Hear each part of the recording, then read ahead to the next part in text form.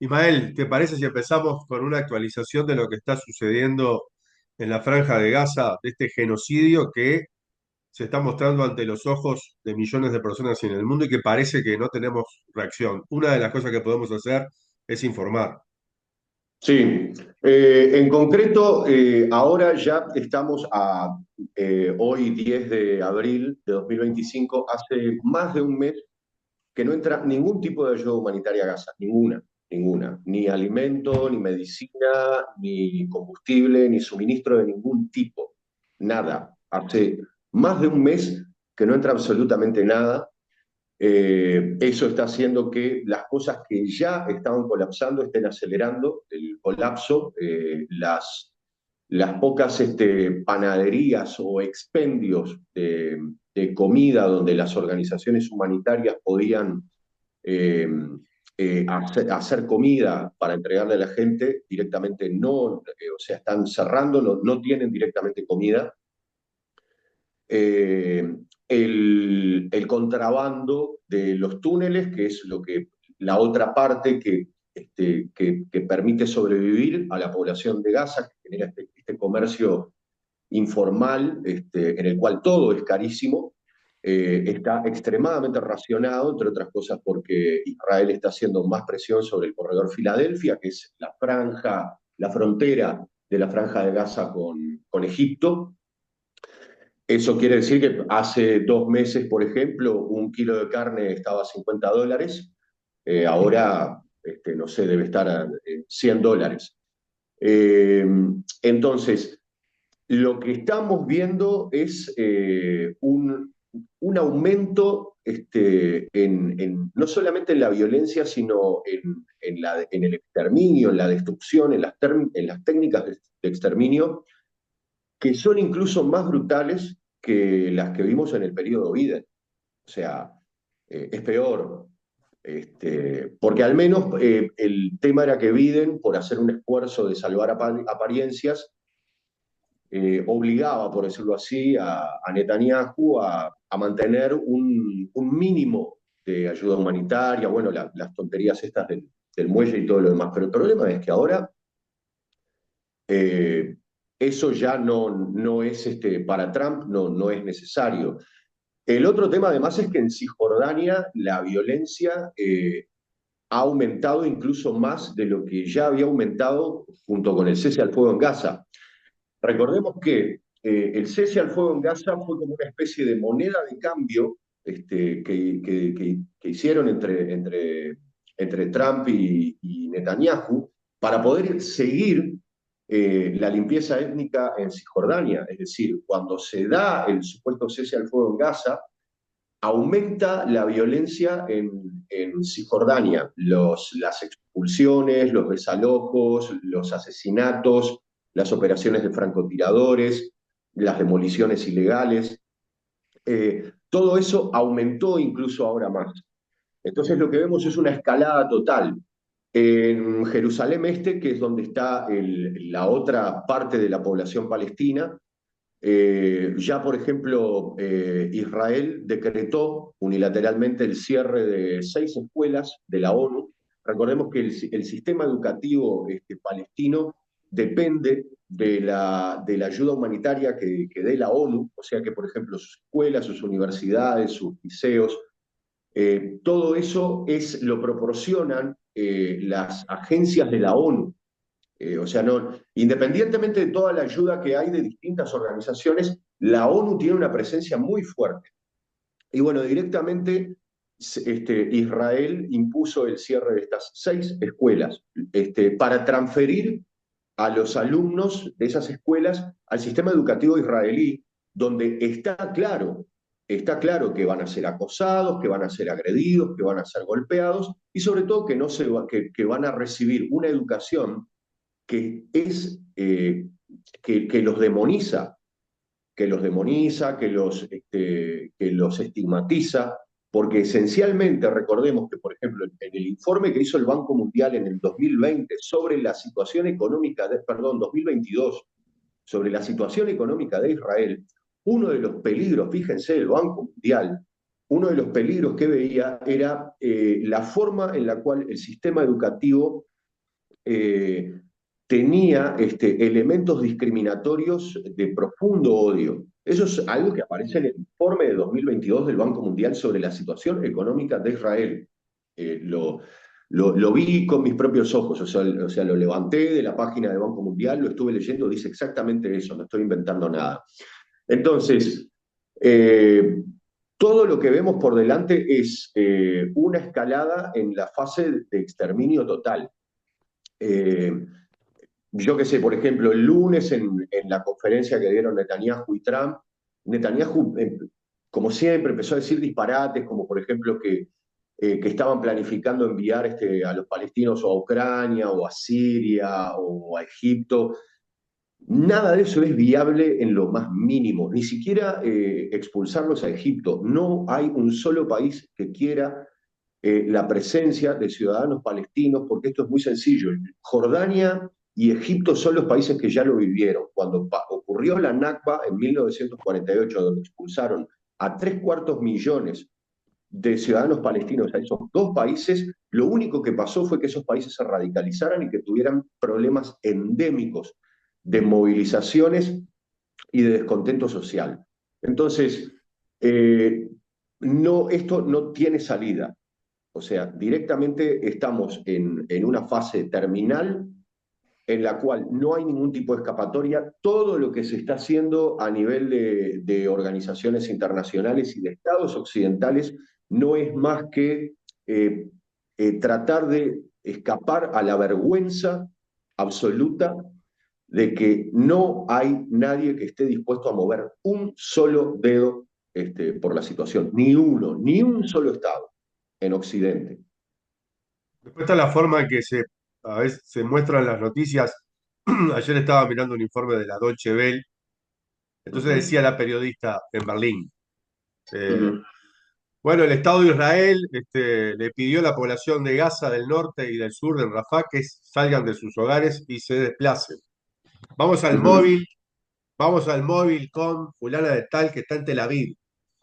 ujú.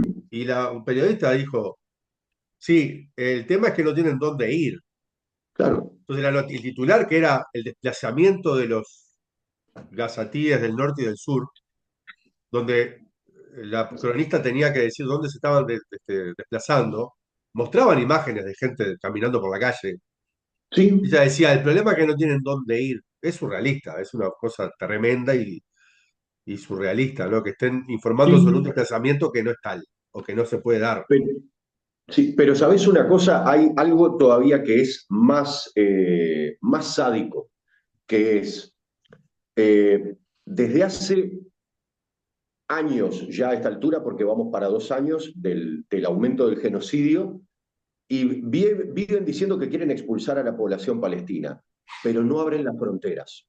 El paso de Rafah está cerrado. Por ejemplo, el paso de Kerem Salam está cerrado. Si un palestino hoy quiere salir, si un gazatío hoy quiere salir de No Gaza, puede. no puede. No puede. De hecho, la única forma en la que podría hacerlo es como lo hacen algunos, que es lograr escapar a través de los túneles. Que eso sale entre 5.000 y 10.000 dólares por persona, porque los contrabandistas no están arriesgando el cuello directamente. ¿Tá? Entonces, lo más brutal del tema es que todo este juego de decir que los van a expulsar acá, que los van a expulsar allá, Donald Trump dice, ¿por qué no se van? Entre otras cosas porque no les abrís el portón. Si les abrieras el portón, lo que va a pasar es más o menos lo mismo que pasó en 2008. Quiero aclarar, en 2008, cuando una de las operaciones militares más violentas de la década eh, se cobró una cantidad enorme de víctimas civiles entre los gazatíes, jamás ayudó a la población a romper las rejas que separaban a Gaza de Egipto. Ellos mismos fueron los que rompieron las rejas para que los gazatíes pudieran escapar a Egipto. Jamás lo hizo. ¿Y sabés lo que pasó? De 100.000 personas que se fueron a Egipto, a los 2 días 90.000 volvieron. 90.000. ¿Qué es lo que quiero decir con esto? tienen siglos viviendo en esa tierra, tienen una historia familiar que nosotros no podemos comprender por lo profunda que es. Cuidan árboles de olivares que les pertenecen a sus familias hace 500 años. 500 años. Entonces, no hay una forma en que, acepten irse de su tierra. Son muy pocos, realmente muy pocos. Entonces, todo este asunto es el desplazamiento, esto que vos contabas, es porque realmente cuando les dicen desalojen, lo único que les queda es vivir en tiendas vivir en tiendas en las playas, que es donde luego los bombardean, porque además es eso, y en las tiendas tiran bombas incendiarias. Entonces, estamos en una operación de gato y ratón. Todo esto de la expulsión y de la limpieza étnica es una operación de gato y ratón en la cual lo que hacen es lo mismo que hacían los nazis en los campos de concentración. Porque quiero aclarar eso. Los nazis en los campos de concentración hacían eso. Sacaban a la gente de las barracas y las mandaban de un lado para otro. Tiraban tiros al azar y hacían un montón de cosas que lo que hacían era enloquecer a la población. ¿Cuál es el objetivo acá? Que es mantener en contingencia y en desesperación a la población. En cuanto vos les permitís que estén una semana, 2 semanas en un mismo lugar, se estabilizan, empiezan a calmarse. Entonces vos lo que tenés que hacer es estar permanentemente enloqueciéndolos. ¿Qué es lo que hacen con los drones? Hay drones que pasan sobre el espacio aéreo de Gaza, que no hacen nada, porque todo el trabajo de inteligencia se hace de otra forma, se hace con satélites, es mucho más preciso. Los drones que pasan por ahí fundamentalmente hacen ruido. Entonces vos escuchás un video, ¿sabés cómo reconoces que un video sale de Gaza? Por el ruido. Cuando empiezan a hablar, escuchás el ruido de los drones. Entonces, eh, es directamente le llaman castigo colectivo, es tortura colectiva. Es directamente son mecanismos de tortura colectiva, de la misma forma en que los nazis tenían sus mecanismos de tortura colectiva, que además quiero aclarar algo, los nazis no inventaron nada. Estos eran los mismos mecanismos de tortura colectiva que tenían los belgas, los ingleses, los alemanes, los franceses en los campos de concentración de las colonias en las que estaban. Bien, yo creo que vamos a seguir este ciclo porque lamentablemente, como vos anunciás, el genocidio va a continuar. Sí. Hay dos cosas que me interesan para el final, que es sobre qué cosas hacer. La gente se pregunta, a veces la gente se siente cuestionada en el sentido de, hasta por nosotros mismos, ¿no? Decir, bueno, estamos ante un genocidio y no hacemos nada. Y bueno, entonces la pregunta de qué cosas hacer surgen como es algo legítimo, ¿no? Sí. Hoy por hoy, si hoy tenemos que pensar en qué hacer, yo creo que hay distintos niveles de involucramiento en esto.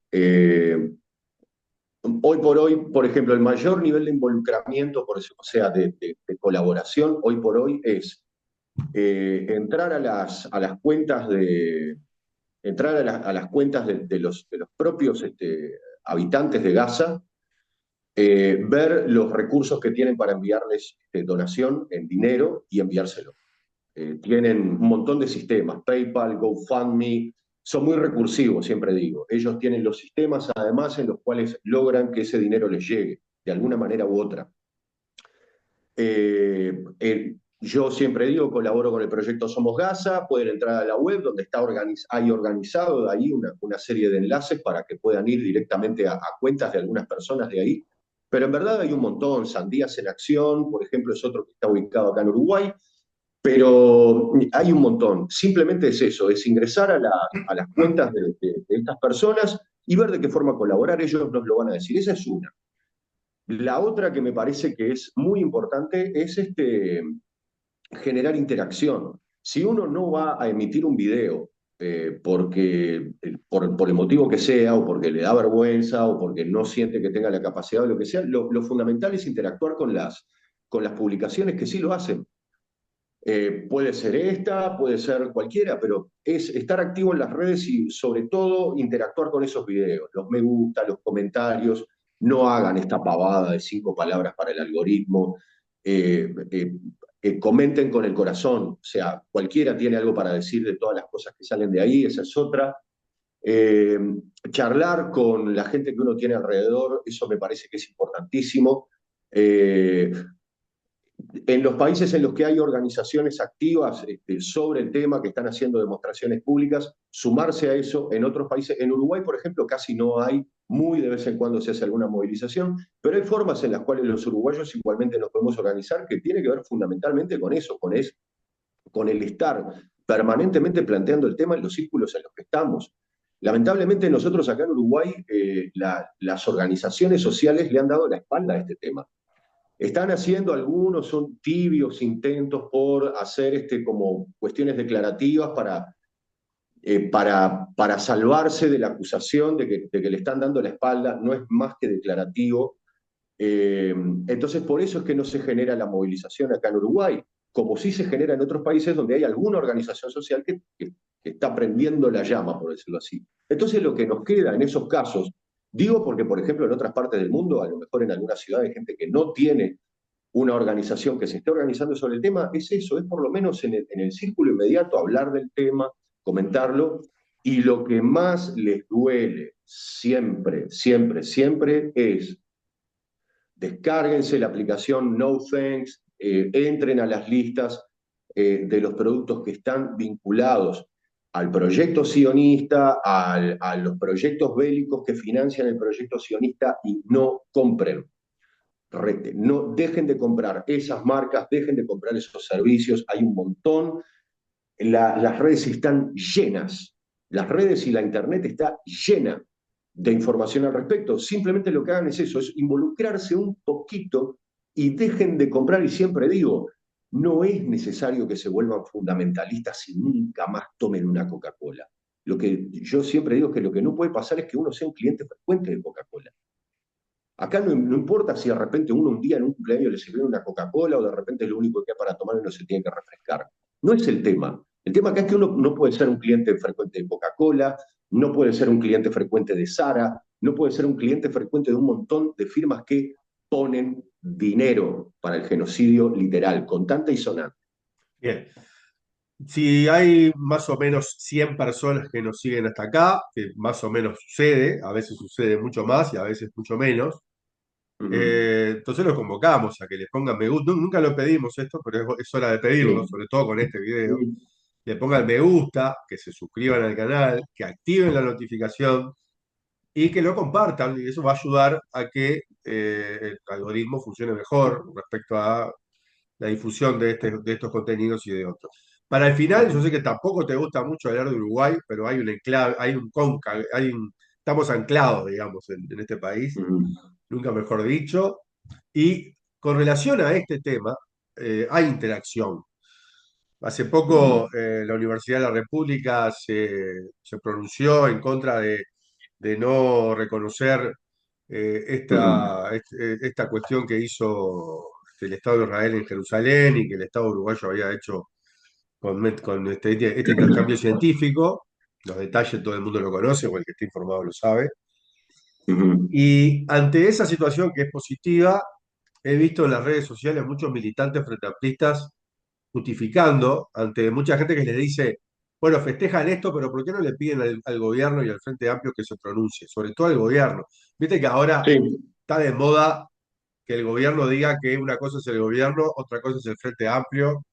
Entonces uno dice, bueno, cuando las elecciones no eran cosas distintas. Uh Votaron -huh. partidos políticos la gente, ¿no? Sin embargo, ahora Claro. parece que son cosas distintas. La gente vota partidos políticos para que gobiernen, pero después los que gobiernan dicen que no tienen nada que ver con los partidos políticos. Casi que Uh es una -huh. estafa eso. Pero Sí. más allá de eso, ante ese cuestionamiento de algunos militantes, hay otros militantes que empiezan a decir, no, pero no hay que mezclar y que hay que ver las posibilidades que tiene. Entonces, me llama la atención de que se justifique un militante de base el silencio del Frente Amplio y el del gobierno con el genocidio en base a las posibilidades. ¿Cómo sabe que no tiene posibilidades de pronunciarse en contra del genocidio? ¿De dónde sacan ese dato?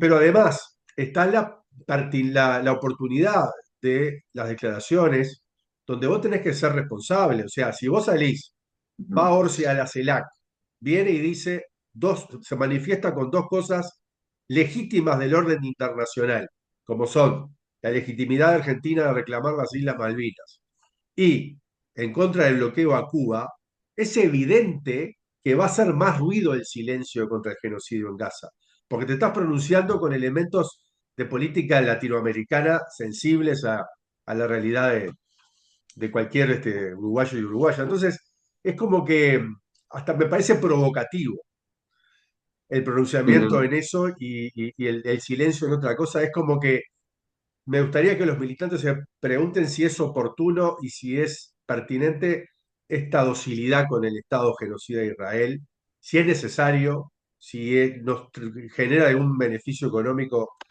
porque lo digan, o solamente es un servilismo político totalmente irrelevante. Sí, yo sobre eso, sabes que creo que incluso, no digo que sea tu intención en absoluto, pero por ejemplo, el poner sobre la mesa el que, por ejemplo, determinadas cosas pueden tener un beneficio económico, por ejemplo, apoyar un proyecto de tecnología en Israel puede tener un beneficio económico. Perdona, Me perdona, una parece, aclaración, una aclaración. sí, Yo digo que cuando Mujica dijo que había que traer a los sirios, ¿te acordás? sí, Porque íbamos a exportar naranjas, lo que le sí, agradezco es que lo blanqueé. Yo claro. puedo con No, eso no, sin duda. construir lo que sea, pero me parece honesto que diga, yo hice esto no porque me interesa los derechos humanos de los sirios, sino porque le vamos a vender naranjas a no sé quién le Exacto. quería vender naranjas. No me acuerdo. Exacto. Bueno, para Pero mí, no. o sea, por un lado, como vos decís, está bien blanquearlo, porque es peor es todavía intentar apelar a un recurso moral cuando en verdad lo que Exacto. se está persiguiendo es eso. Pero lo malo de eso es que avala el que uno pueda beneficiarse económicamente de, por ejemplo, en este caso, una limpieza étnica, porque lo que pasó en Siria fue una limpieza étnica, vamos a entendernos. O sea, la cantidad de millones de sirios que fueron desplazados, no fueron desplazados porque de repente se querían mudar, no entraron en Airbnb, ¿me explicó? Fueron desplazados. Entonces, ¿qué es lo mismo que pasa con un montón de gente que se va de Cuba porque la situación económica de Cuba está totalmente acogotada por el bloqueo? El objetivo del bloqueo es, entre otras cosas, la limpieza étnica, ¿tá? Que la gente se vaya de esos lugares. Entonces hay que dejarse de jorobar con que los bloqueos son meramente políticos. Los bloqueos tienen un aspecto humanitario brutal, que es la limpieza étnica. ¿Tá? Entonces, eh, el bloqueo a Venezuela, porque Venezuela también está bloqueada, es un operativo de limpieza étnica. La cantidad de inmigrantes que vemos de repente llegar de Cuba o de Venezuela y que de repente los tratamos desastrosamente, como muchos uruguayos están tratando a los inmigrantes cubanos o venezolanos, son desplazados, ¿tá? Sufrieron una limpieza étnica, quiero que se entienda eso. Volviendo a lo que vos decías, me parece que el beneficiarse de eso económicamente es brutal. O sea, creo que tenemos que empezar a mirarnos moralmente de otra forma. Creo que tenemos que cambiar un poco esta cosa y decir, ¿quiénes somos realmente? ¿Quiénes somos realmente los estados y las culturas que sostenemos esto en aras de un rédito económico? ¿Quiénes somos? ¿Qué estatura moral tenemos para reclamar qué? Hasta que no nos pongamos frente a eso, yo creo que no tenemos estatura moral para reclamar nada más, porque todo lo demás es corporativismo. ¿Tá? Porque si, por ejemplo, tu bienestar, el bienestar material de tus trabajadores, como en Suecia, depende de que vos saques una economía, ¿tá? La economía de otro país para lograr el bienestar de tus trabajadores, entonces lo que tenés es un proyecto nazi, nacional socialista, que es destrozar una economía de otro país para beneficiar la tuya y que tus trabajadores estén bien. Y yo creo que durante mucho tiempo nosotros nos, nos regodeamos en una estatura moral que sinceramente se ha construido sobre la espalda de muertes de africanos, de muertes de árabes, de muertes de asiáticos. O sea, no, sinceramente, no tenemos estatura. Cuando nos reímos y decimos que este producto no pasa nada porque esto viene de un chinito que está en un barco comiendo arroz y laburando todo el día. Es un espanto, es un horror. ¿Ah? El decir, bueno, este celular tiene coltán, que viene de las minas de coltán, de los guricitos que sacan. Es un horror. Es un horror no de repente luego sentirse con la estatura moral de reclamar nada. O sea, en algún momento nos tenemos que mirar frente al espejo y decir, muchachos, tenemos que cambiar, Pero aparte, si todo tenemos se que cambiar. justifica mediante los intereses, después tenemos derecho a justificar, como decís vos, estoy totalmente de acuerdo, a denunciar la política internacional de Henry Kissinger en la década de 70. Si estaba defendiendo, muchachos, estaba defendiendo intereses, claro, ¿no? Aguantarse, Es, ajo y agua. te digo más, la política de Henry Kissinger fue la que abrió el mercado chino. Todo lo que está pasando ahora y que los estadounidenses se quejan porque los chinos, que no sé qué, que no sé, y Donald Trump viene y dice porque los están invadiendo. ¿Por qué les abriste el mercado? O sea, ¿por qué trasladaste tu industria para allá? ¿Tu idea era que solamente comieran arroz? No funciona más. En algún momento se cansaron de comer arroz. Y eso es lo que va a pasar siempre. Entonces, en algún momento, los trabajadores occidentales, los trabajadores blancos, los trabajadores de los países, incluso en vías de desarrollo como Uruguay, que no estamos en esta situación de carestía brutal impuesta por estos estados a otros, tenemos que pensar que tarde o temprano eso nos va a pegar y nos va a pegar muy fuerte, porque nosotros vivimos en el aquí y ahora pensando que esta situación nació ayer y que va a vivir así eternamente. La resistencia de los estados árabes que hoy estamos viendo, de los estados no, perdón, el famoso eje de la resistencia que hoy estamos viendo con una potencia enorme, se construyó durante 100 años de lucha. 100 años. ¿Qué nos hace pensar que no va a pasar lo mismo?